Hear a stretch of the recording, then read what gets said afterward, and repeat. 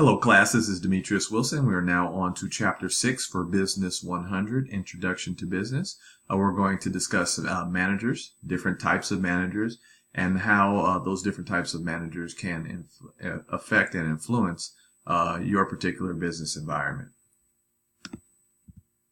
Managers wear many hats and must bring with them an entire toolkit of skills, conceptual skills, right? Being able to see a bigger concept, human skills, being able to interact with individuals, not just a computer, and technical skills, being able to actually do what your frontline people actually do and understand it.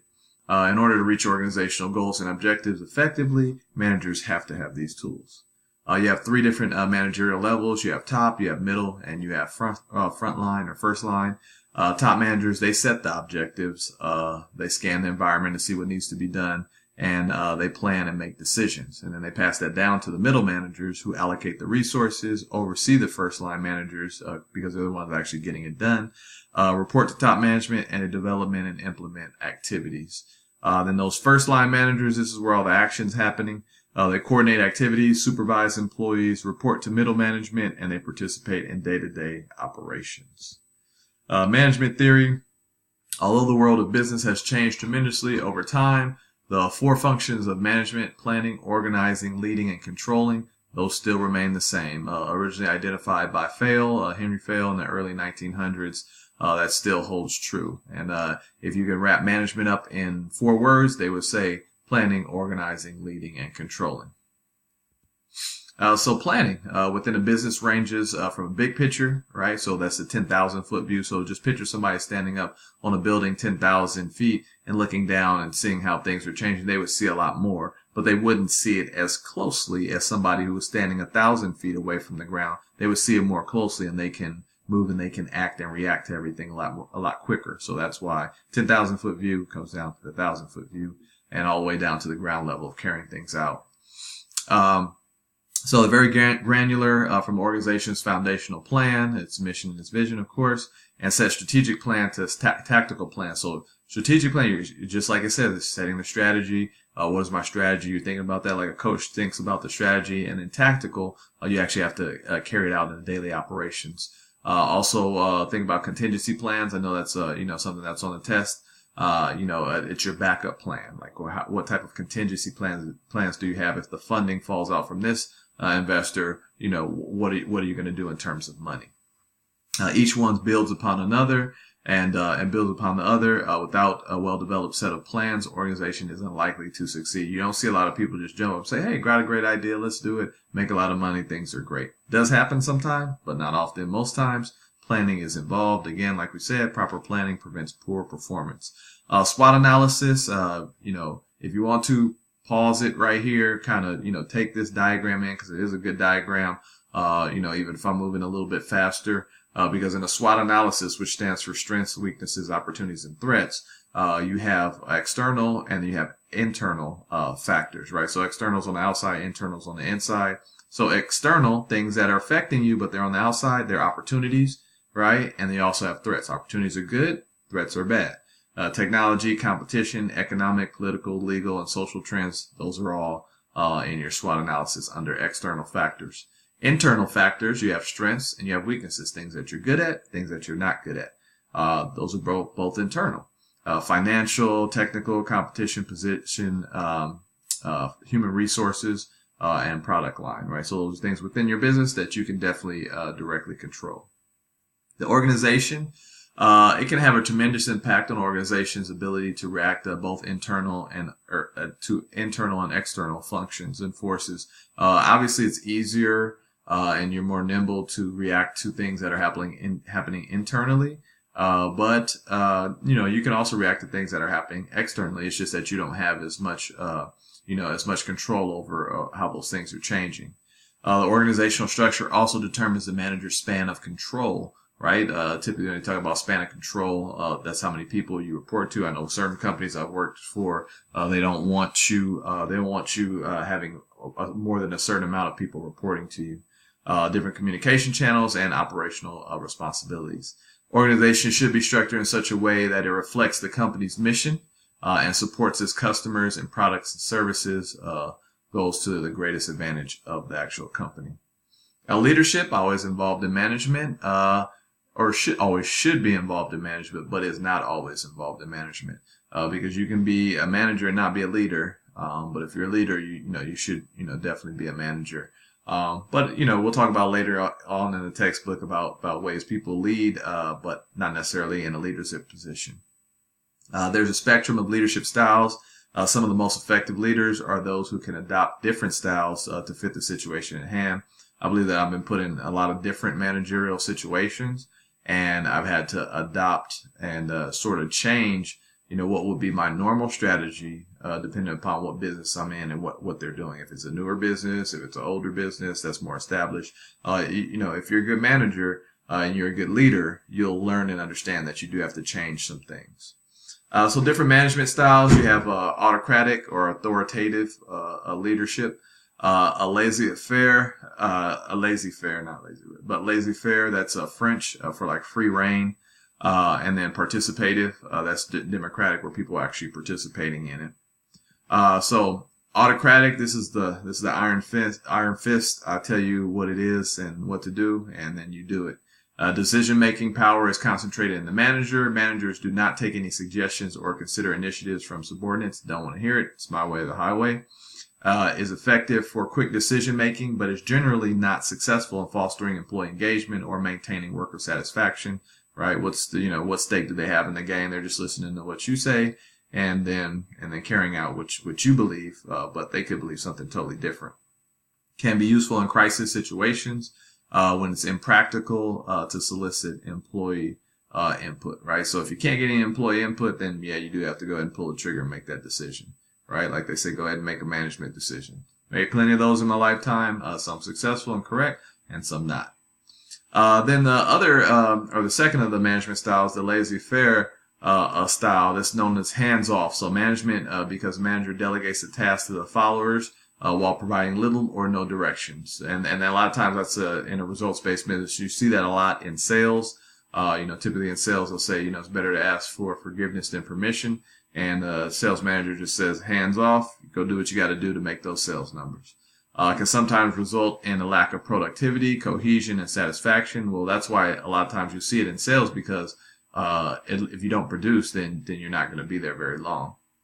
Effective when workers have the skills to work independently, are self-motivated, and are held accountable for their results. I feel like in my profession now, I don't need someone to tell me what I need to do. I know exactly what I need to do, and I'm going to go out and do it. I don't need someone to tell me. I should know what I need to do long before they need to tell me what I need to do.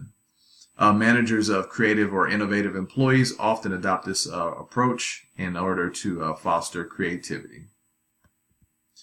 Democratic style, manager shares the decision-making authority with group members, right? So they talk about like, hey, what do you think? A lot of times you'll see them, bring people in on the interview process and things of that nature. Can help employees feel more invested in decisions, outcomes, or the choices they've made because they have a say in them.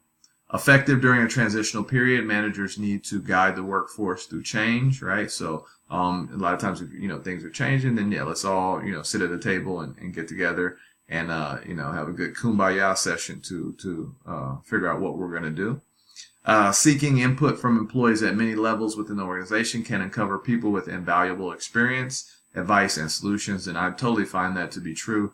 The more you ask of people, the more you'll be surprised in terms of what type of information they have that can help address the situation. A lot of times managers believe that they have all the solutions, and sometimes you do. Sometimes you do know better than others, but a lot of times they have really good ideas, so you should ask, and that's been my experience. Different types of leaders. You have transformational, transactional, and narcissistic. Obviously, you can see which ones are good and which ones are bad, but let's talk about all three. So a transformational leader works with subordinates to identify needed change, right? You want to be a change agent, but for good. Create and share inspiring vision and bring about change together with committed members of a group. We all hold hands, we get together, link arms, and we become successful. Serves to enhance the motivation, morale, and job performance of followers, right? So they all say, hey, you know what? This guy, he's with us. We're motivated. Morale is up. And then our job performance will also be up. Transactional leaders focus on supervision, organization, and performance, but their number one is like supervision, right? They think that, hey, this is the main key of management. They pay attention to their followers' work in order to find fault or deviation and gain their compliance through a system of rewards or punishments, right? So they use a carrot and a stick, right? The stick says you're doing bad, bam, hit them with the stick. I mean, meaning like a, donkey. That's the example that you'll always see. And the carrot, they put the carrot in front of the donkey's face, and so he keeps moving because he's trying to eat the carrot. So a transactional leader, they believe in the stick and carrot approach, as opposed to kind of showing someone like, hey, this is what we need for you to do in order to be a successful component of the organization, and then you just go do it yourself. Two factors that form reward and punishment system. You have a contingent reward and then management by exception. Right. So a lot of times think about it, if you have 5 people, they're all going to perform differently. So they're all going to get different types of rewards. And they'll all also possibly be, punished, in different manners in terms of, functions such as write-ups, verbal warnings, verbal written warnings, and things of that nature. Now, narcissistic manager, definitely not good, known for being interested only in themselves at the expense of others, such as employees or group members, right? So only worried about themselves, but not worried about their team. I've found that if you show people that you actually truly care about them as your team members, they will perform better. Now, I'm not saying it's a magic cure to make them perform, like they're like an out-of-body experience, but I can tell you that from groups that I've had that are underperforming groups, I've seen them turn around in their performance, make a complete 360 just by showing them that I actually care. And the thing of the truth of the matter is that I really did care. And it showed, and people, they understood that, and they can see through it when you really don't care. The negatives, arrogance, self-absorption, and a personal, egotistic need of power, right? So they're the person, they have to have the power. Some people always need to have the power, always need to be right. Other people, not necessarily. They just want to work, and make things, better the right way. And then the pros, takes charge and tends to take control of leaderless groups. So you always jump in and say, okay, there's no leader here. I'm going to jump in and do it. And, a lot of times, people will sit back and see that. They won't be too impressed by it. But you will see a lot of people, kind of step up and take the reins, as they say, if there's no leader of a group. Control, and now this is the not so fun part of the job, or for some people maybe it is, it's not necessarily for me. It's not that I have a problem doing it, but it's not a fun part because I don't necessarily enjoy punishing people. I know that it's something that's necessary and do it all the time. I have done it, a lot throughout my career, but it's not something that I get my kicks off of. The control function management has 2 aims: make order out of chaos, and evaluate whether the company's efforts and resources are being maximized. Like, for 8 hours, are you putting in enough amount of work? And the control function doesn't give management license to be manipulative or autocratic, but a lot of times they definitely are.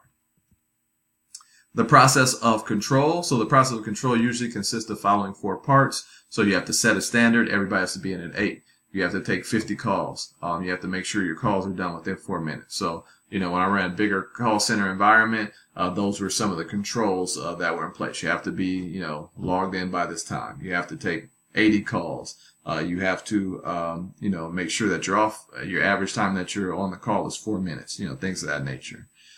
So you have to measure performance against those standards, analyze the performance, right? So, I was at one company, and what they would do is they took everybody's metrics and they put it on the board, so they kind of shame people into doing better. But I took a different approach and said, let me, put the success of the group up together so everybody can celebrate that, and then I'll just deal with the 3 or 4 people who aren't being successful. Don't have to put them up on the board, but just know that we're going to have this conversation. If you're not successful, then we're going to route you out the organization. But I'm going to let you know up front. These are the steps that are going to happen. If you don't hit it this time, here's the warning. If you don't hit it this time, here's the second warning. And then the third one, you're out the door. So I set my standards. I measured performance against those standards. And I kind of told those people in private, hey, this is how it's going to work. I analyzed the performance of everyone. I rewarded those that were successful. I rewarded the group because they were successful. And then I took corrective action by, by letting go of those other individuals that shouldn't remain there because they were underperforming. So setting standards and objectives. I remember goals and objectives. I told you objectives are short-term, goals are long-term. So standard objectives guide managerial decision making, stated in monetary terms, cost and profits, right? How much money are you costing me and how much money are you making me? Because you have to remember, sales is typically the only, department that's bringing money in.